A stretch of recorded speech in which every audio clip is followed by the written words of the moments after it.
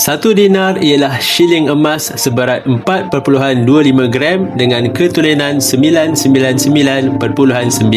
Yang menjadikannya istimewa bukan sekadar berat atau ketulenan, tetapi sejarahnya. Dinar berasal dari zaman kegemilangan Islam lebih 1400 tahun lalu.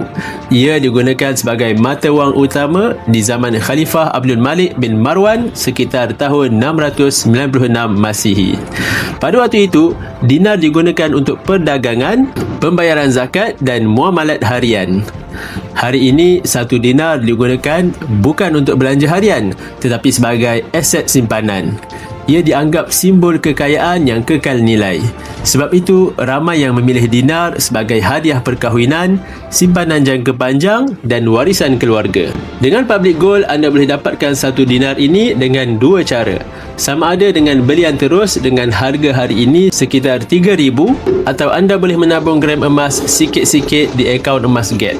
Kalau nak tahu cara mula simpan emas, boleh tekan beg biru atau rujuk pin video atau komen nak di ruangan komen. Saya tunjukkan caranya.